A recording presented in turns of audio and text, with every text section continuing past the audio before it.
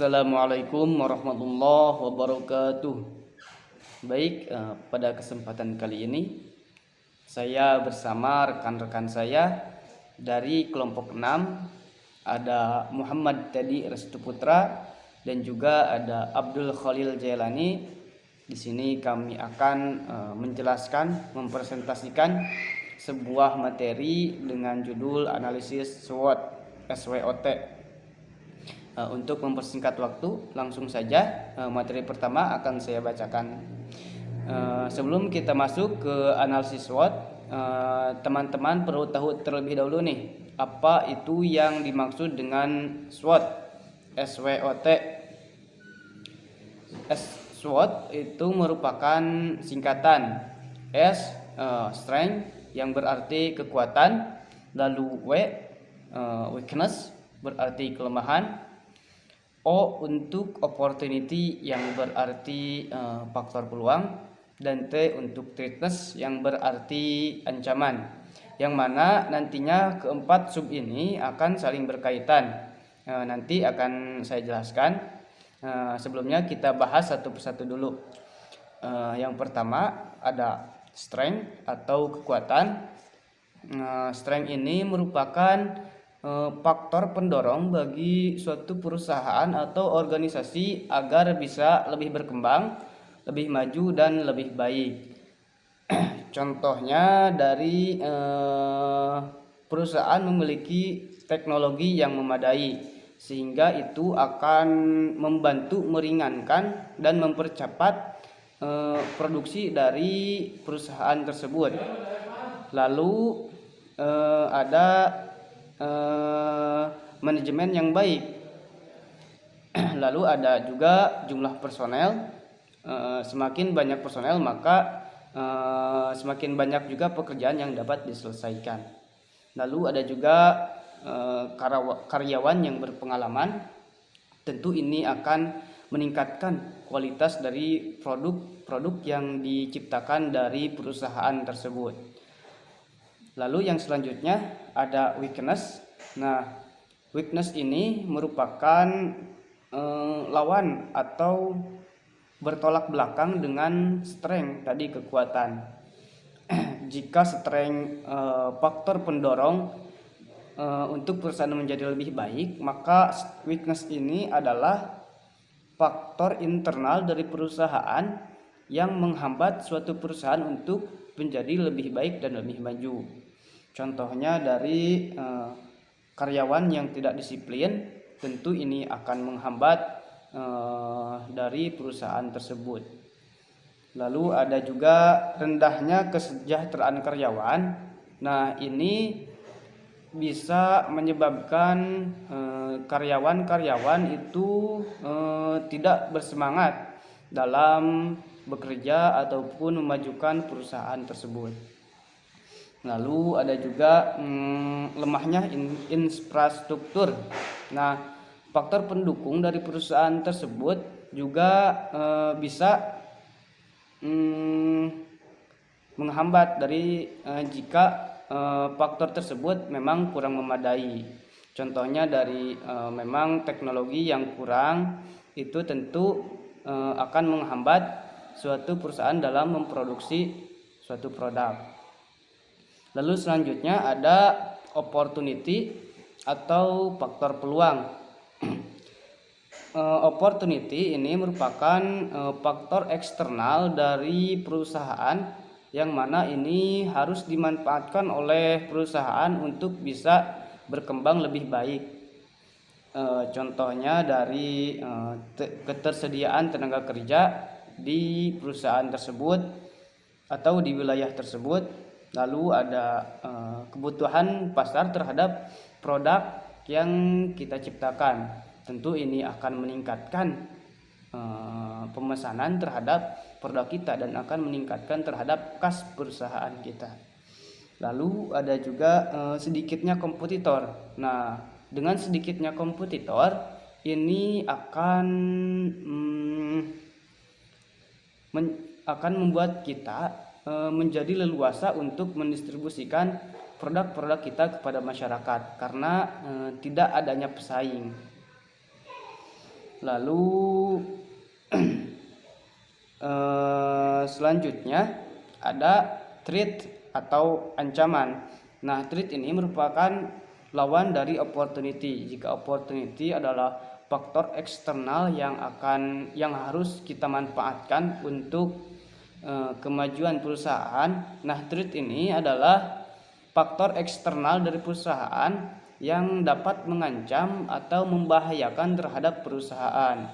Nah, contohnya ada kompetitor yang berkembang.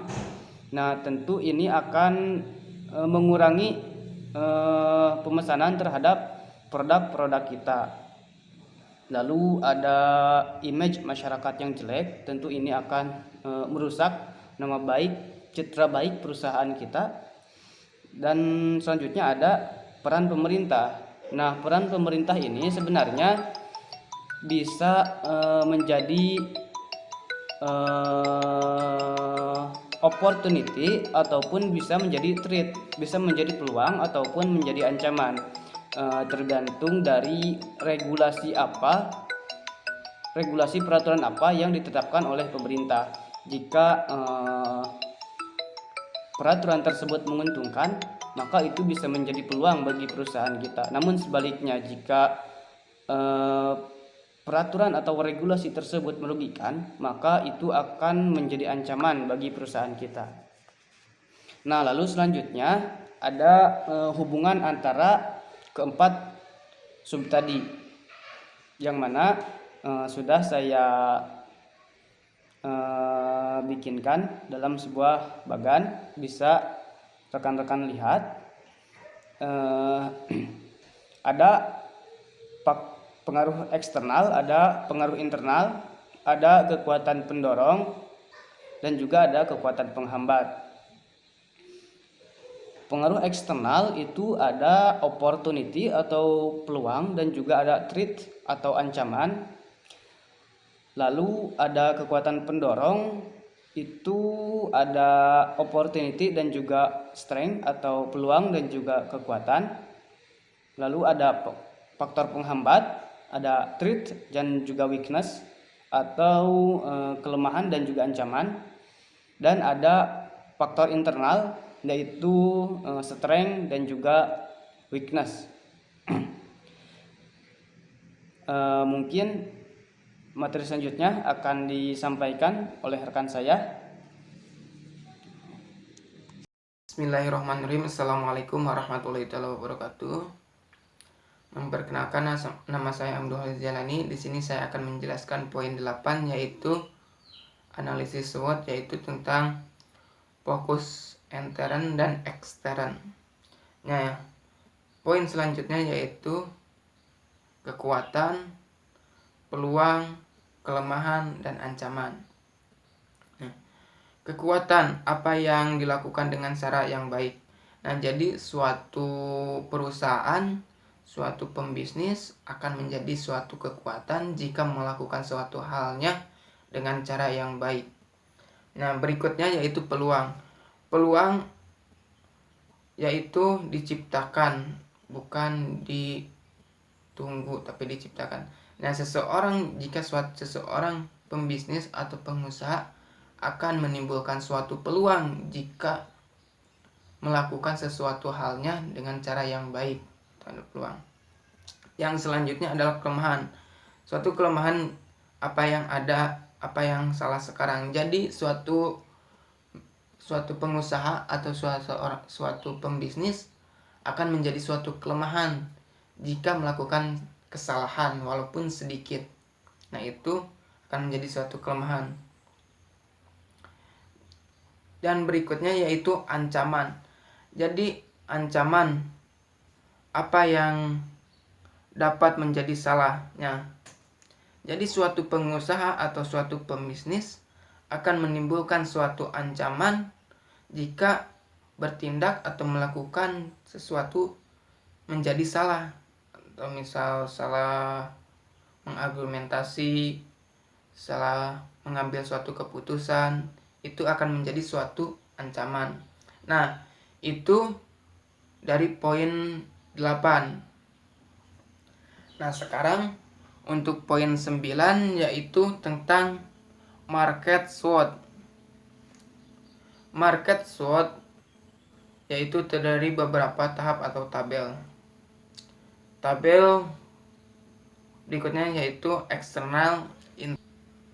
Nah, di bawahnya lagi ada departemen dan entertainment. Nah, di sampingnya lagi ada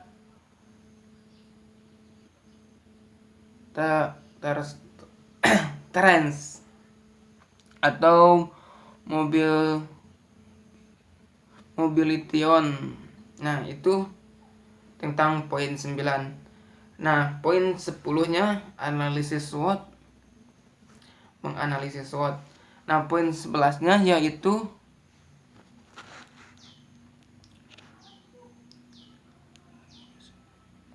dalam menyusunan analisis SWOT, menyusunkan langkah-langkah utama. Nah, jadi untuk dalam penyusunan analisis SWOT yaitu terbentuk langkah-langkah utama. Yang pertama yaitu mendefinisikan strategi yang telah ada.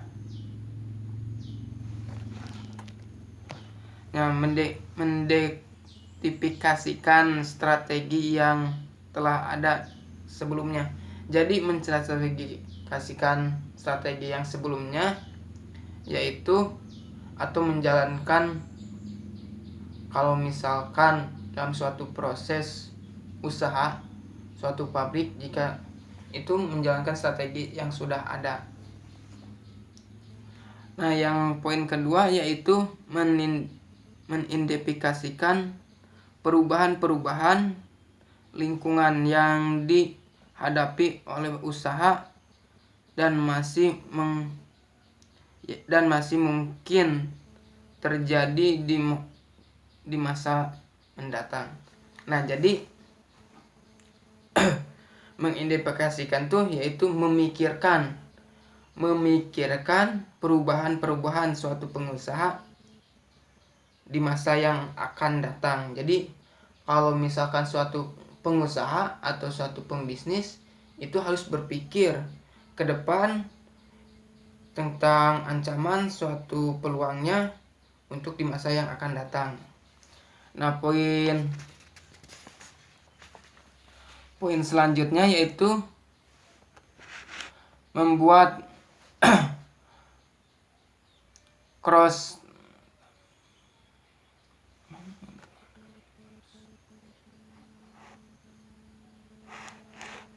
poin selanjutnya yaitu membuat cross tabulation antara strategi yang ada saat ini dengan perubahan.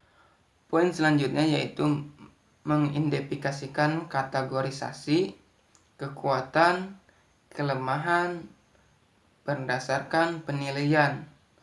Apakah strategi itu masih ada saat ini dan sesuai dengan perubahan lingkungan bisnis di masa yang akan datang.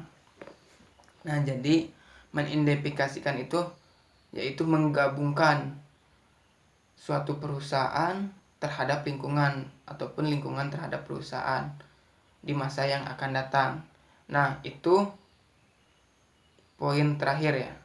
Nah, sekian dari saya. Mohon maaf bila ada kesalahan karena kami sedang belajar.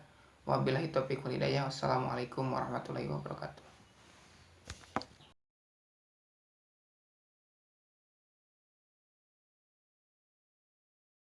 Bahasan selanjutnya dari materi analisis SWOT adalah faktor analisa SWOT.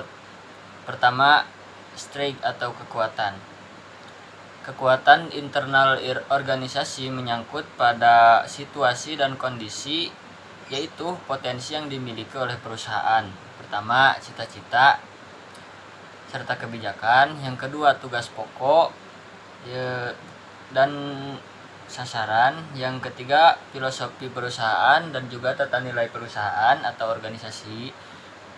Selanjutnya, jumlah personel, keterampilan dan pengalaman. Dan selanjutnya, tingkat kesetiakawan personel atau karyawan. Juga teknologi yang dimiliki. Yang kedua dari weaknesses atau kelemahan.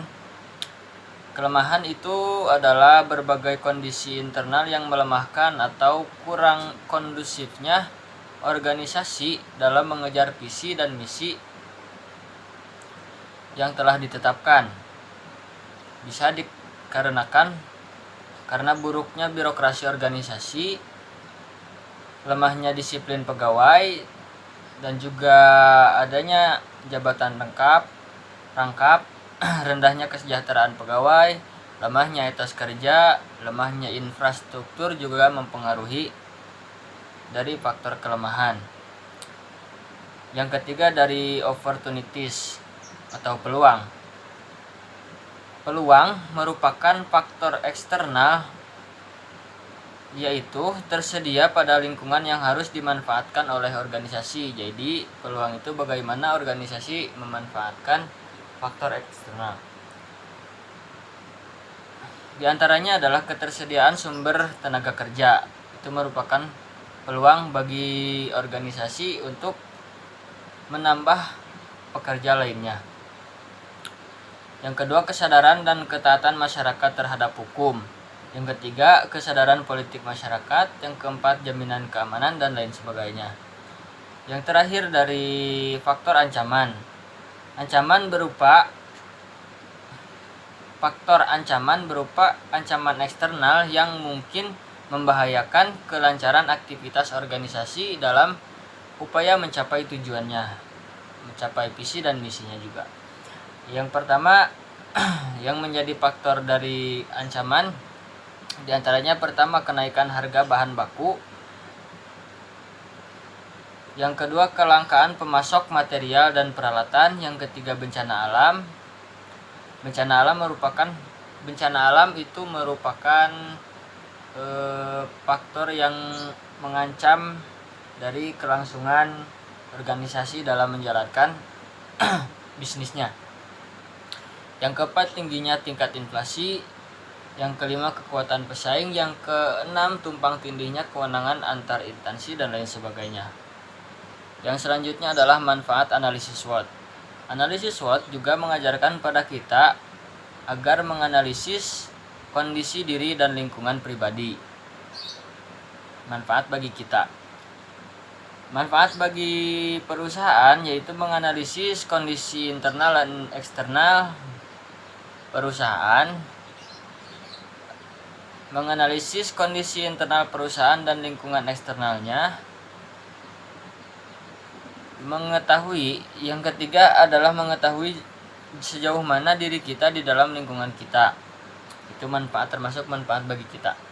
Yang keempat, mengetahui kemampuan sebuah perusahaan dalam menjalankan bisnisnya di hadapan para pesaingnya. Jadi bagaimana kekuatan kita bisa bersaing dengan perusahaan lain. Selanjutnya, pelaku analisis SWOT. Ada sebuah pertanyaan, siapakah yang melakukan analisis SWOT tersebut? Apakah pemimpin, pekerja, atau ada petugas khusus untuk menganalisis? Ternyata, agar analisis SWOT efektif, pendiri dan pemimpin harus terlibat secara mendalam dalam analisis tersebut. Tetapi, para pemimpin dan pendiri perusahaan tidak boleh melakukannya sendiri agar menghasilkan hasil yang terbaik dalam analisis tersebut.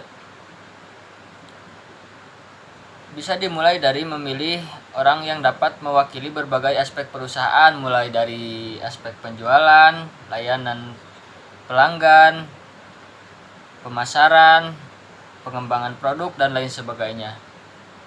Serta juga jika perusahaan yang lebih inovatif, analisis SWOT juga bisa melibatkan teman dari pemilik organisasi tersebut yang mengetahui organisasi yang didirikan itu.